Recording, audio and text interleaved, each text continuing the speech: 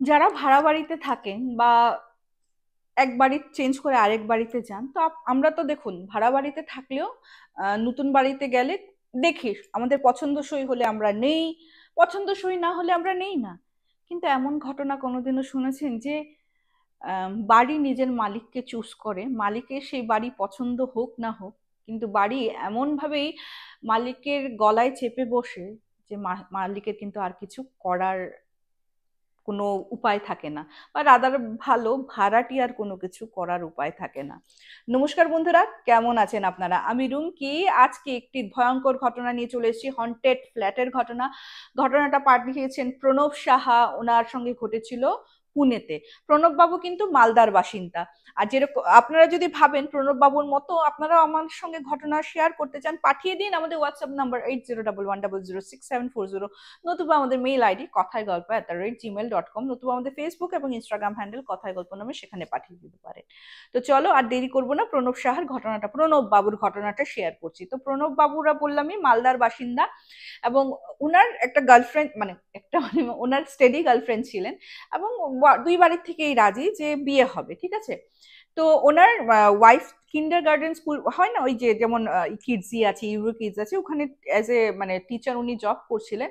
এবং প্রণব বাবু বেশ ভালো কোম্পানিতে চাকরি করার পর ওনার না একটা ভালো কোম্পানি থেকে অফার আসে পুনেতে, জব সুইচ করবেন, এত ভালো জায়গাও ভালো অ্যান্ড প্যাকেজও খুব ভালো। তো ডিসাইড করা হলো যে ঠিক আছে পুনের আহ, মানে ওই সময় কিন্তু অলরেডি ওনার সঙ্গে ওনার গার্লফ্রেন্ডের বিয়ে ঠিক। হ্যাঁ, এর আগে কিন্তু জবের অফারটা আসে।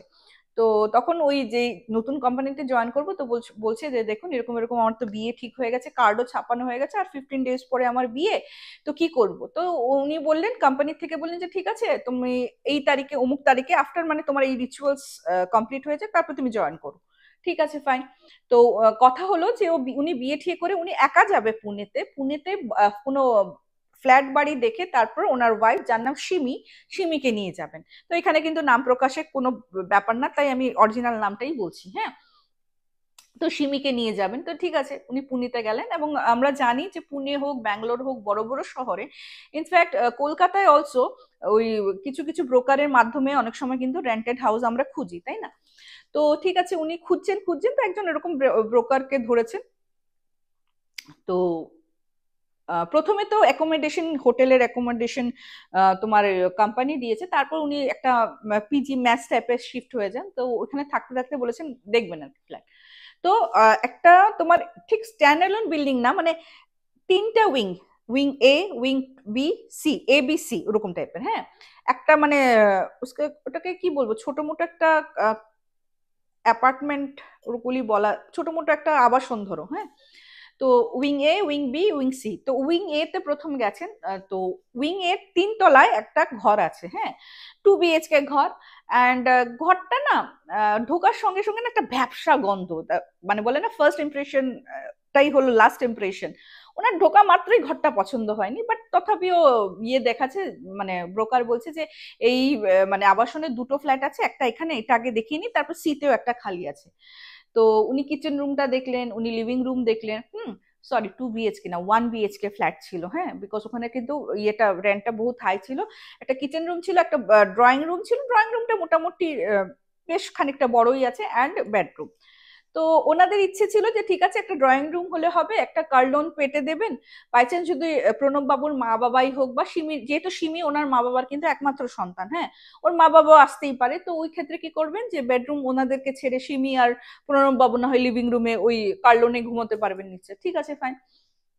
তো 2 BHK তো দরকার নেই, ঠিক আছে। কিন্তু না কোথাও না কোথাও প্রণব বাবুর এই ফ্ল্যাটটা একদমই পছন্দ হয়নি ওনার, না একটা মানে ঢুকেই না একটা নেগেটিভ নেগেটিভ ভাইবস কাজ করা শুরু করলো। তো উনি মানে মনে মনে উনি ঠিক করেই রেখেছেন, ব্রোকার দেখাচ্ছে দেখাক, আমি তো এটা নেবই না, ঠিক আছে সি উইং এরটা দেখি। তো উনি নিচে নেমে গেলেন, নেমে যাওয়ার পর সি উইং এ গেছে, হ্যাঁ, যাওয়ার পর সি উইং এর আবার তোমার 2 তলায় ফ্ল্যাটটা, এখানে যেমন এ উইং এরটা 3 তলায় খালি ছিল, তোমার সি উইং এরটা 2 তলায়। তো ঢোকার সঙ্গে সঙ্গে জেনারেলি বলে যত উপরে যা তত আলো বাতাস বেশি হয়, কিন্তু এটা 2 তলা হলেও না আলো বাতাস, ওই ভ্যাপসা একটা গন্ধ ছিল না, সব ভালো।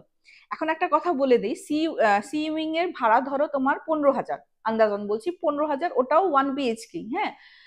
তোমার 15,000। আর তোমার এই উইং এর ভাড়া ধরো 8-9 হাজার, এতটা ডিফারেন্স। হ্যাঁ, অ্যাকচুয়ালি যেহেতু উনি 1 BHK চাইছিলেন বলে এ উইং এবং সি উইং দেখালেন, আরো 2-3টা ফ্ল্যাট খালি আছে, কোনোটা 3 BHK, কোনোটা 2 BHK, তো ওটা তো ওনারা নেবেন না, ডেফিনেটলি ভাড়াটাও অনেক হয়। তো উনি না বলছেন যে ঠিক আছে, আমি তো এই উইংটা আমার ভালো লাগেনি, যদিও ভাড়া খুবই কম, অলমোস্ট আধা, কিন্তু আমার এসি উইং এরটা ভালো লেগেছে, তো ঠিক আছে আমি তোমার ভাড়া আমি এটাই নেব। তো বলছে ঠিক আছে, আপনি তবুও ভেবে দেখুন, যেহেতু মানে ব্রোকার বলছে যেহেতু ভাড়াটা অনেকই ফারাক, তো বলছে যে আমি তো মোটামুটি ঠিক করে নিয়েছি, তথাপিও ঠিক আছে আমার ওয়াইফের সঙ্গে কথা বলে জানাই, কিন্তু আমি জানি এটাই হবে। ঠিক আছে, ফাইন। তো উনি নিচে গেলেন, নিচে গিয়ে ওনার মানে তখন তো অলরেডি হয়ে গেছে, তো ওয়াইফের সিমির সঙ্গে কথা বলে, সিমি বলছে ঠিক আছে তুমি আলো বাতাস যেটা ওটাই নাও, ওই ওরকম স্যাঁতস্যাঁতে তুমি তোমারই যখন পছন্দ হয়নি দরকার নেই ওটা নাও। তো উনি না ব্রোকারকে ফোন করেছেন, দেখে এঙ্গেজ আসছে, তো উনি মেসেজ করলেন যে না আমি সি উইং এরটাই কিন্তু নেব, এই উইং এরটা নেব না, মানে ওই ভ্যাবসা আলাটা নেব না। ঠিক আছে, উনি মেসেজ পাঠালেন। তো ঠিক আছে, ওখানে তো 11 মান্থের এগ্রিমেন্ট একটা সাইন করতে হয়, তো ব্রোকার ফোন করে বলছে অমুক দিন আমি এগ্রিমেন্টটা নিয়ে আসবো, মালিকের সঙ্গেও কথা হয়ে গেছে, আপনি সিগনেচার করে দেবেন, মানে সাইনটা করে দেবেন। ঠিক আছে, তো মেসেজে কথা হয়ে গেছে আর কি, তো এগ্রিমেন্টে ও সিগনেচার করে দিয়েছে 11 মাসের এবং তোমার একটা অ্যাডভান্স অ্যামাউন্টও পে করতে হয়েছে, বেশ ভালোই পেমেন্ট। হ্যাঁ, ঠিক আছে। তো ওই সময় মানে এখন আস্তে ধীরে মানে ওদের ইচ্ছে ছিল, যেহেতু ওরা বাইরে থাকে, যদিও সিমির বাবার বাড়ির থেকে অনেক কিছু দিয়েছে, কিন্তু ওদের ইচ্ছে নেই, ওরা ওই মালদার যে ওর পৈতৃক বাড়ি, প্রণবের পৈতৃক বাড়িতে এগুলি থাকবে, যেহেতু ওদের রুম ঠুম আছে এখানে, বলেছে ওই টেম্পোরারি যা আছে না ওগুলি কিনে নেবে আর কি, ওগুলি আর নিয়ে আসবে না ইয়ের থেকে, মানে মালদার থেকে নিয়ে যাবে না। ঠিক আছে, তো টুকটুক করে কিনবে। তো তখন ব্রোকারকে বলছে যে চাবিটা দিয়ে দিন, মানে চাবিটা দিয়ে আমি আস্তে আস্তে গুছাই, আমার ওয়াইফকে তো আনবো, তখন যাতে অসুবিধা না হয়। ঠিক আছে, চাবি মানে বলছে ঠিক আছে আপনি আসুন ওই ফ্ল্যাটে, মানে আমিও আসছি, ওখানেই দিয়ে দেবো। ঠিক আছে, এসছে, উনি চাবিটা দিয়েছেন। চাবি দেওয়ার পর না প্রণববাবু বলছেন যে এই উইং এর ভাড়াটা পেয়েছেন নাকি। বলছে এই উইং এর ভাড়াটা পেয়েছেন নাকি, মানে বলছে না এই উইং কি কেউ নিয়েছে, যা ফ্ল্যাট আমার তো মনে হয় না এটা কোনোদিনও ভাড়াটিয়া পাবেন। বলছে আপনি তো এই উইং এ নিলেন। বলছে মানে আমি এ উইং কোথায় নিলাম, আপনাকে আমি বললামই যে আমার এ উইং দেখেই পছন্দ নেই, এবং সি উইং এর যে ফ্ল্যাটটা ওটা দেখেই আমি বলেছি যে আমি ওটাই নেব। এন্ড আপনাকে যখন আমি বললাম, কনফার্মও করলাম, আপনার ফোন ফোন না পেয়ে আমি মেসেজে কনফার্ম করলাম যে সি উইং এরটা নেব, আপনি কেন বলছেন এ উইং। বলছে কোথায়, আপনি তো মেসেজে বললেন যে সি উইং এরটা নেবেন না, যেহেতু ভাড়ার ফারাক আছে আপনি এ উইং এরটা নেবেন। বলছে আমি কি পাগল, আমি মেসেজ করলাম, বলে আপনি মেসেজ খুলুন, আমিও মেসেজ খুলছি ওই দিনে। তো তারপরে ব্রোকার এটা বলছে যে আপনার মেসেজ পেয়েই তো আমি তো মানে এগ্রিমেন্টও বানালাম, এগ্রিমেন্টে তো এই উইং এর কথাই আপনি বলেছেন। মেসেজ খুলে একটা অবাক কাণ্ড, মানে প্রণব বাবুই তো বলছেন যে আমি বিশ্বাস করতে পারিনি আমি কিভাবে টাইপ করলাম। বলছে তারপর মানে তখন তো বুঝতে পারিনি, একদম লাস্টে গিয়ে বুঝতে পেরেছি ব্যাপারটা আমার সঙ্গে কি হয়েছিল, সেটা আমি লাস্টেই বলবো তোমাদের। ঠিক আছে, তো বলছে ঠিক ঠিক, বলছে আমি এই উইং ই লিখেছি, আমার থেকে যে মেসেজ গেছে ওটার মধ্যে এই উইং লেখা, আর লেখা আছে রিজন, যেহেতু ভাড়ার ডিফারেন্স এত বলে, এটা রিজন দেখে আমি কিন্তু এগ্রিমেন্টও সাইন করেছি সেই 3 তলার ব্যবসা ফ্ল্যাটের।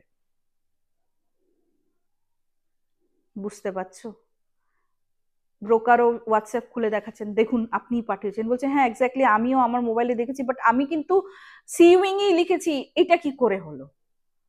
ব্রোকার বলছে যে দেখুন, অলরেডি তো এগ্রিমেন্ট সাইন করে দিয়েছেন, অ্যাডভান্সও দিয়ে দিয়েছেন, কিছুদিন থাকুন, তারপর না হয় চেঞ্জ করে নেবেন, আমাকে ইয়ে করবেন, আমি চেঞ্জ করে দেবো। তো ওনার না পুরো ভ্যাবাচেকা খেয়ে গেছেন, সঙ্গে সঙ্গে সিমিকে ফোন করে সব কথা বললেন।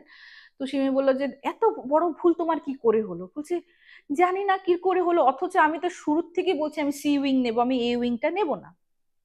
আচ্ছা যা হওয়ার হয়ে গেছে, বলছে ঠিক আছে চলো তুমি আসো আমি যাই, তারপরে দুজনে মিলে দেখে শুনে একটা ভালো ফ্ল্যাটে আমরা শিফট হয়ে যাবো। ঠিক আছে, তো সিমি আসলো ফ্ল্যাটে, এবং সিমিও সেম ওই একটা ভ্যাপসা গন্ধের সঙ্গে সঙ্গে সিমির কিন্তু নাকে উগ্র একটা পুরা গন্ধ আসলো, যেমন হয় না, এক্সকিউজ মি, কিছু পুড়ে গেলে যেমন গন্ধ একটা বেরোয় না, এক্স্যাক্টলি ওই গন্ধটাই ও পাওয়া শুরু করলো। তো প্রণব বাবু তো বাইরে চলে যেতেন, যেহেতু সিমি স্কুলের জবটা ছেড়েই এসছেন, এখন এখানেও এখনো জয়েন করেনি, হ্যাঁ ওই কোনো স্কুলে, তো সারাদিন ঘরে থাকতো। ও একটা জিনিস যেটা ও ফলো করলো সেটা হলো বেডরুমটা ঠিক আছে, তোমার কিচেন রুমটা প্রচন্ড বেশি ঠান্ডা, অ্যাজ ইফ, যদিও পুনের ওয়েদার আমরা সবাই জানি অত বেশি গরম হয় না কোনোদিনও, কিচেন রুমটা মনে হয় এসি চালিয়ে রেখেছে। তোমার লিভিং রুমটাও ঠান্ডা, কিন্তু কিচেন রুমটা বেশি ছিল। লিভিং রুমটা, ওয়ারেস কিচেন রুমটা কিন্তু গরম হওয়া উচিত, যেহেতু আমরা গ্যাসে খাওয়া দাওয়া জ্বলাই, আগুন জ্বলতে থাকে, তাই না? ওটা তো বেশি গরম হওয়া উচিত।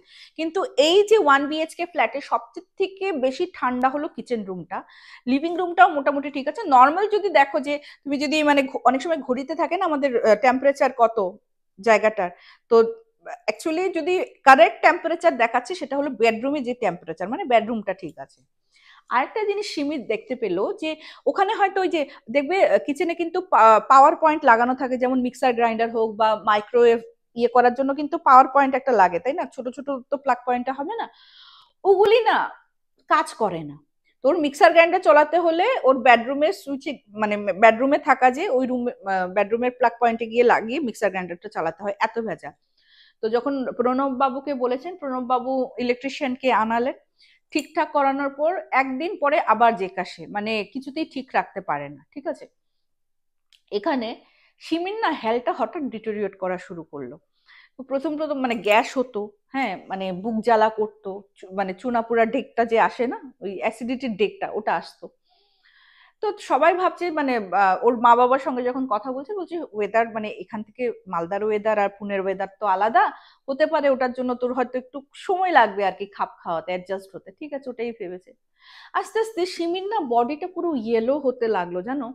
চোখগুলি যেমন জন্ডিস হলে যেমন চোখে একটা ইয়েলোইশ ভাব এসে যায় না, এক্স্যাক্টলি ওরকম ভাবে কিন্তু আসা শুরু করলো।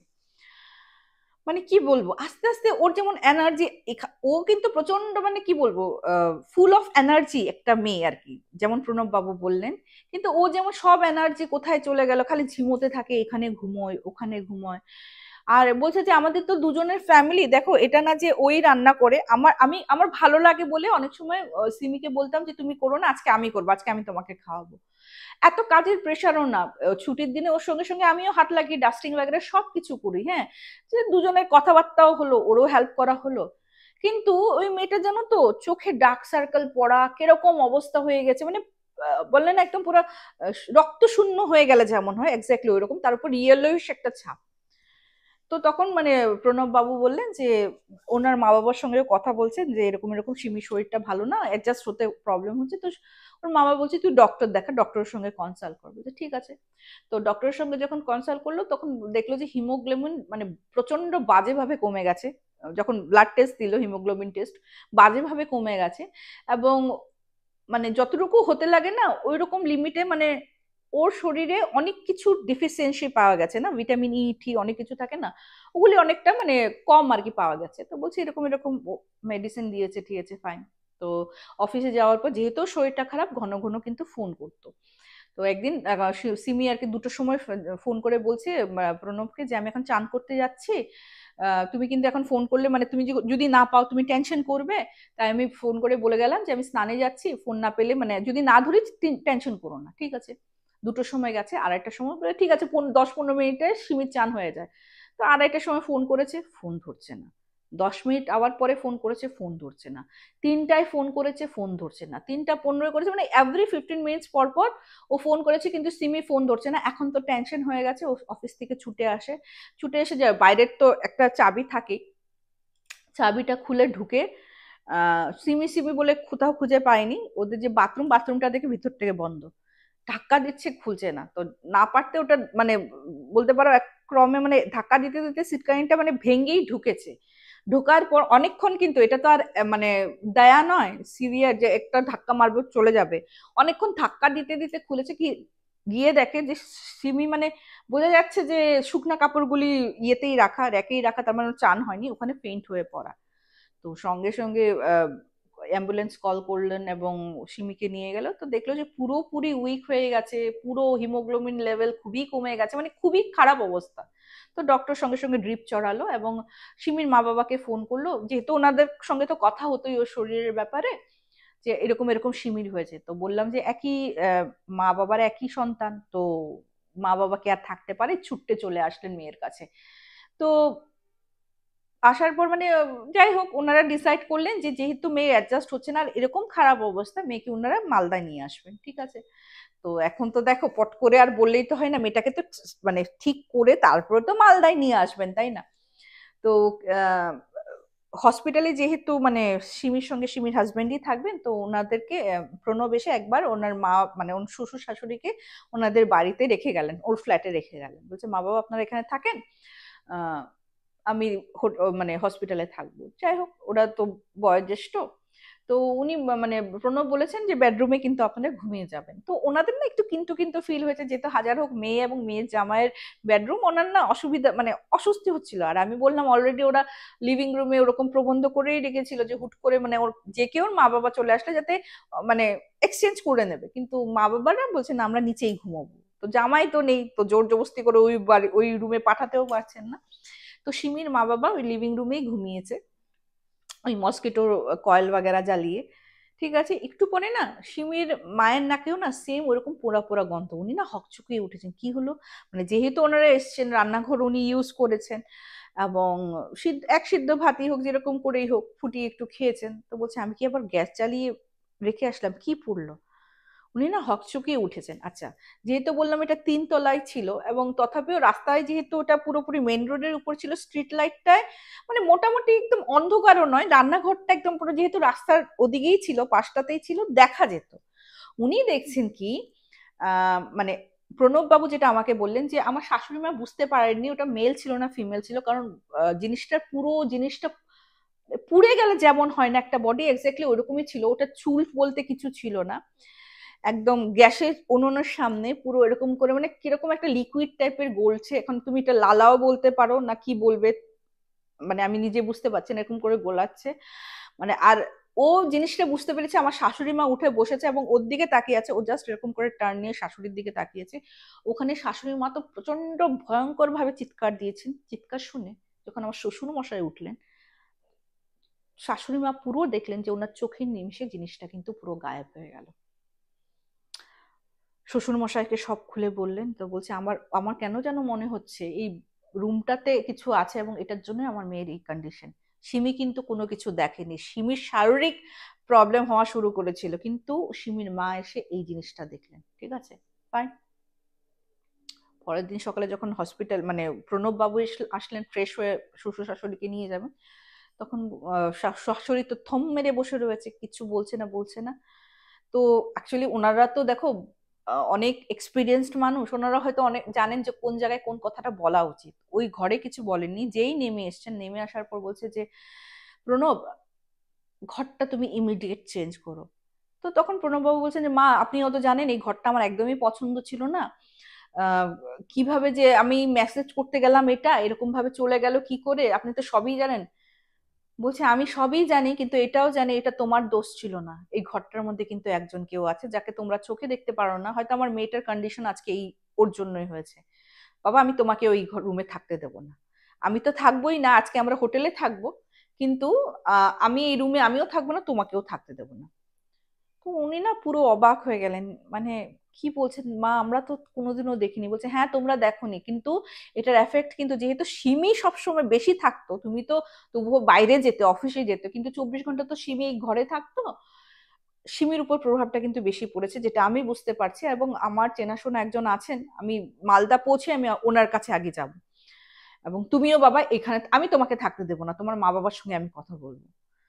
তো ওনার প্রণব বাবুও তো দেখো আমি তো বললামই ওনার ঢুকে একটা নেগেটিভ ফিলিংস কাজ করছিল যে ঘরটার ব্যাপারে। তো শাশুড়ির কোথাও না কোথাও উনি বললেন যে না হয়তো উনি ঠিক বললেও বলতে পারে। তো হসপিটালে যাওয়ার পর যেহেতু সিমি পুরোপুরি হসপিটালেই থাকছিল ঘরের থেকে ডিট্যাচ, ও কিন্তু দ্রুত রিকভারি করলো এবং সিমিকে কিন্তু 2 দিনের জন্য ওরা হোটেলে রেখেছিল, ঘরে তো যেতে দেয়নি। এবং ওখান থেকে কিন্তু ওরা মালদায় চলে আসে, হ্যাঁ। এবং ওনাকে বলে গেছে যে তুমি আগে যে মেসে থাকতে যেখানে থাকতে তুমি ওখানে থাকো, ঘর থাকুক পড়ে, তুমি ওই ঘরে ঢুকবে না। তো উনি ঢুকেনও নি এবং মেসেই ছিলেন। আর এখানে যখন সিমিকে ওই বললাম একজনের থান আর কি, উনি ওই তোমার কোনো দেবীর আর কি কৃপা আছে ভর করেন, ওনার কাছে নিয়ে গেছেন। তো উনি বললেন যে ঘরটা খুব খারাপ, আর বলছে যে ওর তখন মানে সিমি বলছে যে আমার হাজবেন্ড তো নিতেই চায়নি, তো এরকম এরকম আমাদের কথাও হয়েছিল যে অমুক ফ্ল্যাটটা নেব, কিন্তু তোমার ও কি করে যে মেসেজ চলে গেল, অথচ ও বলছে ও নাকি সি উইং এর কথাটাই বলেছে, বলছে ও করেনি। তুই ওকে জিজ্ঞেস করতো মেসেজটা কোত্থেকে পাঠিয়েছিল, ওই মানে ওই আবাসনে থাকাকালীনই পাঠিয়েছিল। তো তখন সঙ্গে সঙ্গে সিমি মানে ওই থানে মানে ওই যেখানে আর কি নিয়ে গেছে ওর মা, ওইখানে থাকা অবস্থায় ওর হাজবেন্ডকে ফোন করে যে আচ্ছা তুমি যে মেসেজ পাঠিয়েছিলে মানে কোত্থেকে পাঠিয়েছিলে, তুমি কি অফিসে গিয়ে পাঠিয়েছিলে ব্রোকারকে যে তুমি সি উইং এরটা নিতে চাও? বলছে না না, তোমার সঙ্গে কথা বললে আমি তো এ উইং এর সামনেই দাঁড়ানো, মানে যেখানে যেখানের ফ্ল্যাটটা ও নেবেই না ওই বিল্ডিংটার সামনে দাঁড়িয়ে মেসেজ করেছে যে ওখান থেকে পাকা ফিক্সড করে যাই, আর কোনো যাতে কনফিউশন না থাকে ব্রোকারে, আমি সি উইং এরটা নেব। তো বলছে যে আমি বুঝতেই পেরেছিলাম ও ইচ্ছে করে এই জিনিসটা করেছে, কারণ ও চাইছিল যে তোর মেয়ে ওইখানে আসুক। আর উনি বললেন যে তুমি মানে তখন মানে সিমির মা বলছে আমি কিন্তু বুঝতে পারিনি সেটা মেল ছিল না ফিমেল ছিল। উনি বললেন ওটা মেল ছিল, ওটার জন্যই তোর মেয়ের দিকে চোখটা পড়েছে। তারপর বলছে তোর জামাইকে বলবি ওই রুমে যেতে না, যেহেতু সিমি নেই আরো বেশি হিংস্র হয়ে উঠেছে। তুই একটা ইমিডিয়েট সিমিকে তো মাদুলি দিলেনি, বলছে তুই কুরিয়ার করে মাদুলিটা পাঠা তোর জামাইকে। আর ফ্ল্যাট এখন পাবে, এতদিন পাচ্ছিল না তো, এই মাদুলিটা ধারণ ধারণ করার পরও ফ্ল্যাট পাবে, এই কথাটা কিন্তু ঠিক। আর যখন সিমি ডিটোরিয়েট করছিল এবং সিমি বলছিল আমার ভালো লাগছে না এই ঘরটা, এবং বললাম তোমার প্লাগ পয়েন্টেরও প্রবলেম হচ্ছে, ইলেকট্রিশিয়ান এসেও ঠিক করতে পারছে না, তখন থেকে কিন্তু ওরা অন্য ফ্ল্যাট দেখা শুরু করেছিল। আচ্ছা ঠিক আছে, টাকা যাক যাক, কিন্তু ওরা পাচ্ছিল না। তখন উনি বললেন যে এখনো ফ্ল্যাটও পাবে, সব ঠিক হবে। ফ্ল্যাট পাওয়ার পর তুই দিনে দিনে গিয়ে বলবি ওর যে যা যা জিনিস আছে একদিনে যাতে বের করে নিয়ে আসে, সন্ধ্যা যাতে না করে। আর মাদুলিটা আছে, মাদুলিটা মোট কথা পরে নেয়। তো ওনারা কুরিয়ারের মাধ্যমে একটা বইয়ের মধ্যে নাকি মাদুলিটা ঢুকিয়ে তোমার পুনে দেন, পুনে পাঠান। তো ওনার প্রণব বাবু এই মাদুলিটা ধারণ করার পর ঠিক ঠিক বলে মাদুলি ধারণ করার 3 দিনের মাথায় আমি এত সুন্দর একটা ফ্ল্যাট পাই, খুব সুন্দর ফ্ল্যাট। এবং আমার মানে যখন মানে প্যাকার্স এন্ড মুভার্স কে নিয়ে উনি ইয়ে করেছিলেন, মানে শিফট করেছিলেন ওনার মালপত্র, কোনো রকমের প্রবলেম হয়নি। রুমকিরি একদম পারফেক্টলি আমি পৌঁছে গেছি, একদম সব ঠিকঠাক। আর সিমিকে তো ওইখানে যাওয়ার প্রশ্নই ওঠেনি, ইনফ্যাক্ট আমিও যাইনি।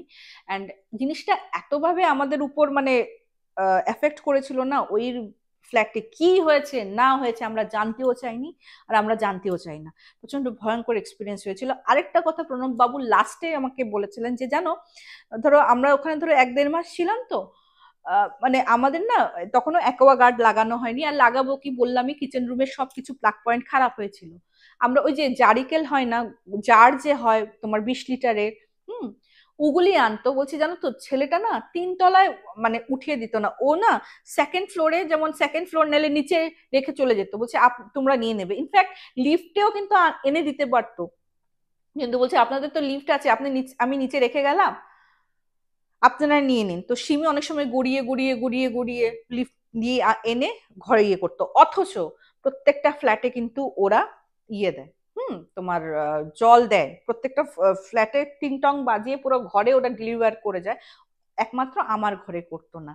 ইনফ্যাক্ট আমার ঘর, আমার যে তোমার ইয়েটা মানে ফ্লোরে 3টা ফ্ল্যাট আমারটা নিয়ে, ওই 2টা ফ্ল্যাট তালা মারা। তো আমি জিজ্ঞেসও করিনি যে আদৌ ওরা কোথায়, বাইরে থাকে না কেন তালা মারা, মানে আমাদের ফ্লোরে শুধু আমরাই থাকতাম, বাদ বাকি 2টা ঘর যখনই দেখেছি তালা মারাই দেখেছি। তো এটা রিজনও আমি জানি না। তো সত্যি প্রচন্ড অদ্ভুত একটা ঘটনা, আমার তো পুরো গায়ে গুজবাম দিয়ে দিয়েছে। খুব ভয় লাগে, মানে আমি বললাম না আত্মারা অনেক সময় কিভাবে কিভাবে যে নিজের আত্মপ্রকাশ করে, এটা ওদের ছাড়া কেউ বুঝতে পারে না। তো কেমন লাগলো প্রণব বাবুর ঘটনা? গুজবাম এসছে, দেখো তো ভয় পেয়েছো কিনা। রাত্রে ঘুম আসবে তো আজকে? তো আমারও খুব মানে সত্যি গুজবাম চলে এসছে। কমেন্ট সেকশনে কমেন্ট করতে ভুলো না, আর যারা নতুন দেখছো সাবস্ক্রাইব করতে ভুলো না, পাশে থেকো। প্রচুর প্রচুর ঘটনা পাঠাও, তোমাদের যেমন ইচ্ছে ভয়েস রেকর্ডিং করে হোক, লিখিত অবস্থায় হোক পাঠিয়ে দাও।